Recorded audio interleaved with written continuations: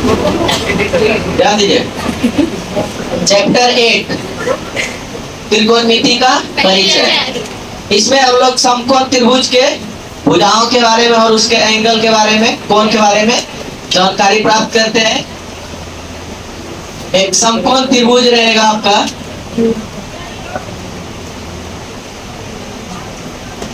जैसे मान लेते हैं ए, बी और सी, जहां बी पर क्या है 90 डिग्री है, ये समकोण का साइन है। बी पर क्या रहेगा समकोण।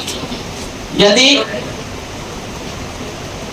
शीर्ष सी पर कोई एंगल बन रहा है थीटा का, ठीक है, तो थीटा के सामने की भुजा होती है लंब। थीटा के सामने की भुजा लंब हो जाएगी और थीटा के साथ वाली भुजा और समकोण के सामने की भुजा कर। ठीक है, तो एक बेसिक फॉर्मूला आता है इसका। त्रिकोणमिति में जो आपका मेन फंक्शन होता है, 3 फंक्शन होता है, वो साइन, कॉस और टेन। ठीक है, अभी इसका कोई मतलब नहीं है, साइन कॉस टेन बोल रहे, इसका कोई मतलब नहीं है, सिर्फ ये एक वर्ड है, ठीक है, जिसका कोई मतलब नहीं है।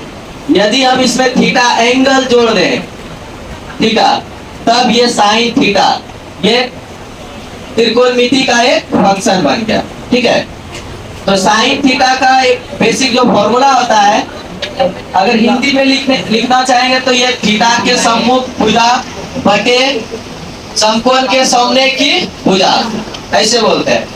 या फिर ऐसे हम लोग डायरेक्ट लिख देते हैं लंब बटे साइन थीटा का क्या हो जाता है फॉर्मूला, अनुपात में लंब बटे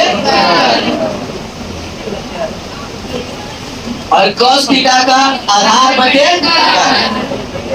थीटा यहाँ पर ये है, तब देखिए इधर से, और यहाँ नाम लिख सकते हैं आप। थीटा के सामने की भुजा लंब है ए बी बटे ए सी, साइन थीटा का हो जाएगा ए बी बटे ए सी। cos थीटा का आधार बटे कर, तो आधार बटे कर, आधार बीसी और कर एसी,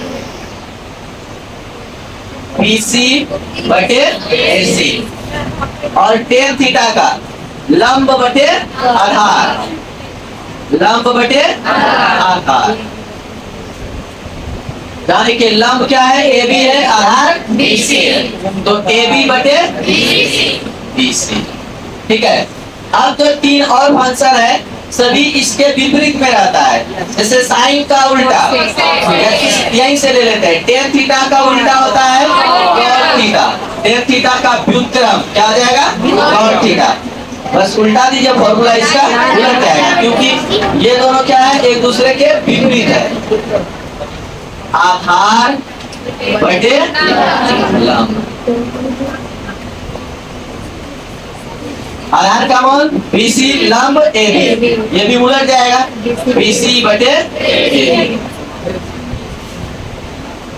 cos थीटा का उल्टा सेक थीटा, इसके ही मान को उलट दीजिए कर्ण बटे आधार। सिर्फ 3 गो का मान याद रखना है, ठीक है, 3 ठो का फॉर्मूला याद रखिएगा, बाकी 3 जो उसका व्युत्क्रम वाला है वो अपने आप याद हो जाएगा आपको। कर्ण बटे आधार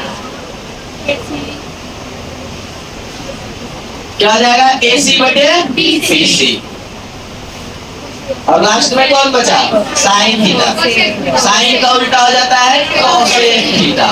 ठीक है, साइन थीटा का उल्टा कोसेक थीटा, कर्ण बटे लंब, कर्ण बटे लंब क्या हो जाएगा एसी बटे एबी। अब देखिए इसी फॉर्मूला का यूज करके अगर कोई क्वेश्चन बनाना चाहे तो देखिए कैसे बन सकता है आपका।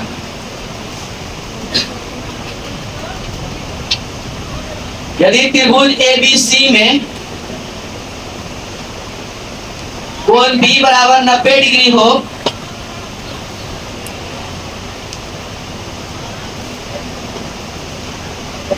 जिसमें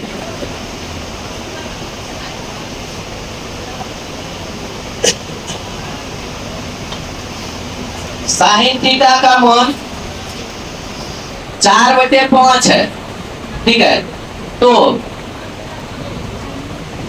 टेन थीटा कॉस थीटा ले लीजिए, कॉस थीटा का मान ज्ञात करें, ठीक है। इस प्रकार का क्वेश्चन रह सकता है, इसका मान ज्ञात करें। तो देखिए किस त्रिभुज में बोला है, समकोण त्रिभुज एबीसी में, और त्रिभुज बोला है ना, और कोण भी 90 डिग्री, इसका मतलब क्या है, ये एबीसी एक समकोण त्रिभुज है। उस डायग्राम पे भी ले सकते हैं, या थोड़ा सा रफ डायग्राम यहाँ से भी बना सकते हैं जल्दी से।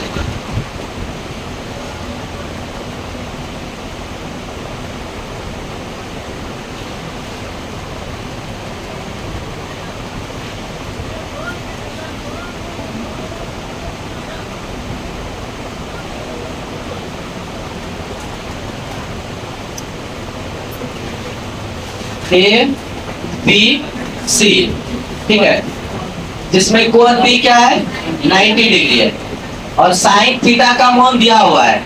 सॉल्व कर रहे हैं यहां से, दिया है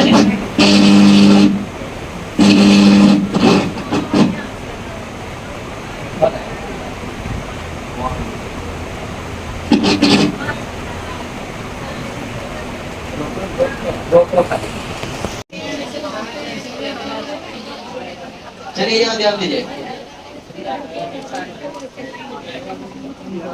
यहाँ देखिए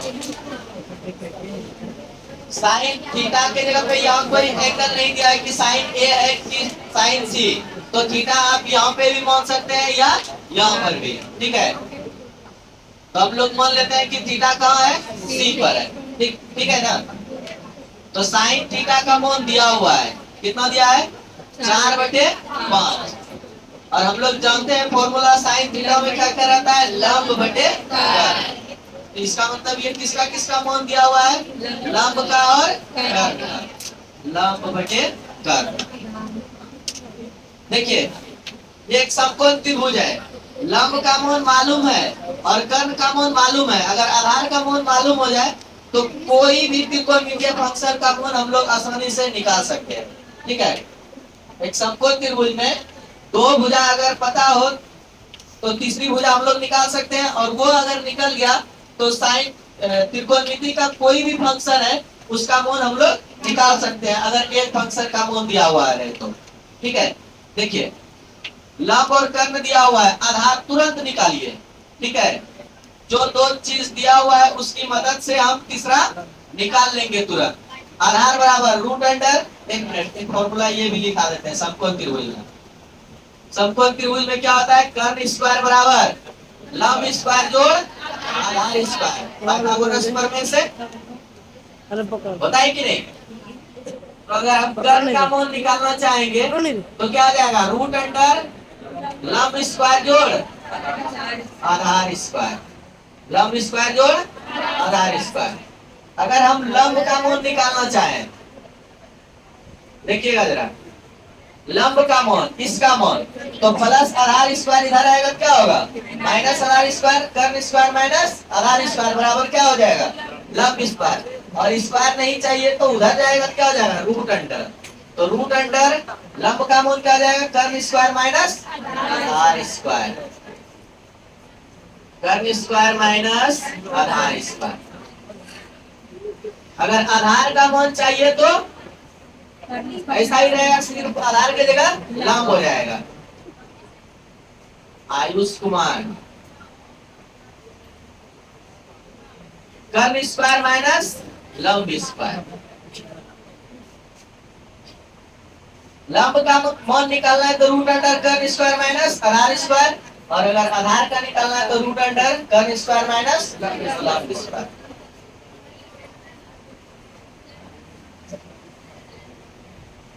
कर्ण स्क्वायर माइनस लंब स्क्वायर, कर्ण का मान कितना 5 का स्क्वायर माइनस लंब का मान कितना 4 का स्क्वायर, कितना हो जाएगा 25 माइनस 16, घट के कितना 9, वर्गमूल कितना। अब देखिए लंब का मान मालूम है, कर्ण का मान मालूम है, आधार का मान मालूम है। त्रिकोणमिति का जो भी फंक्शन बोलेगा आप निकाल सकते हैं आसानी से। क्या क्या निकालना है, टेन थीटा और हम लोग इस दोनों का मतलब सभी त्रिकोणमितीय फंक्शन के अनुपात वाला फॉर्मूला से वाकिफ है, जानकारी मिल चुकी है। तो टेन थीटा बराबर क्या है, देखिए यहाँ फॉर्मूला लंब बटे आधार, लंब बटे आधार। लंब का मान कितना, लंब का 4 और आधार का अभी तुरंत ताजा ताजा निकाले हैं 3, 4/3। और क्या चाहिए, cos थीटा। फॉर्मूला क्या होता है, आधार बटे कर्ण, आधार बटे कर्ण। आधार का मान 3/5। ये हो गया आपका आंसर। इस टाइप का क्वेश्चन एकदम कंफर्म है कि 2 नंबर में आता ही आता है आपका, ठीक है, इस तरह का। और ये ऑब्जेक्टिव भी पूछ देता है कि जैसे एक त्रिकोणमितीय फंक्शन का मान दिया हुआ है, दूसरे का पूछ देगा, ये ऑब्जेक्टिव भी आता है। इसलिए ये चैप्टर आपके बोर्ड एग्जाम के लिए बहुत ही ज्यादा इंपॉर्टेंट है।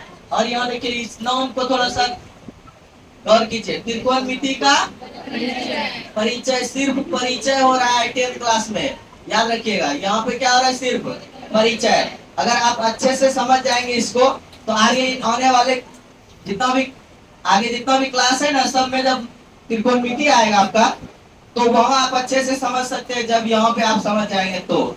और ये जो फॉर्मूला लिखा रहे हैं आपका, ये सबसे बेसिक फॉर्मूला है।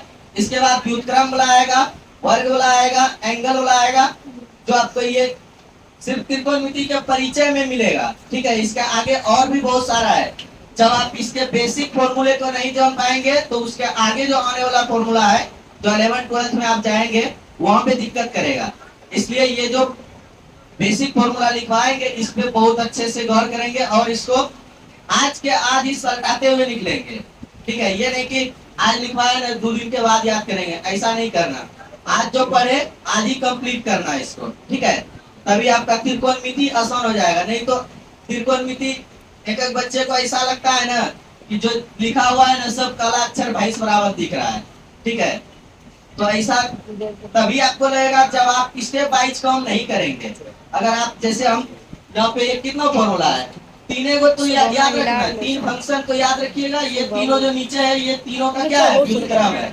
3 याद रखिएगा, 3 फ्री में ले जाइए, buy 1 get 1 free, get 2 free ना, बाय 1 गेट 1 फ्री, एक पर एक फ्री है। तो 3 को याद कीजिएगा, 3 को अपने याद हो जाएगा, होगा कि नहीं। तो अगर आप इस तरह से फॉर्मूले को याद करते हुए निकलेंगे, जैसे हम लिखवाते जाएंगे एक एक टाइप का एक एक दिन में, ठीक है। तो वो 4 टाइप का है, 4-5 टाइप का फॉर्मूला जो आपका क्लियर हो जाएगा। और वो अगर आप याद करते हुए चले जाएंगे तो त्रिकोणमिति का चैप्टर का जितना भी क्वेश्चन होगा वो आपके लिए एकदम आसान हो जाएगा। इजी वे में आपसे बनेगा क्वेश्चन, सारा क्वेश्चन, ठीक है। बस फॉर्मूले पर ध्यान रखना पड़ेगा, ठीक है। छापिए।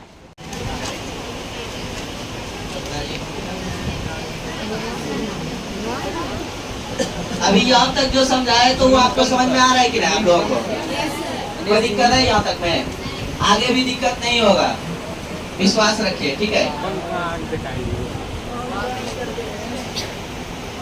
जितना भी कराते जाएंगे फॉर्मूला और उस पर आधारित क्वेश्चन सभी पे आप लोग काम कीजिएगा। जहाँ समझ में नहीं आए तो वो पूछिएगा, ठीक है। जितना पूछिएगा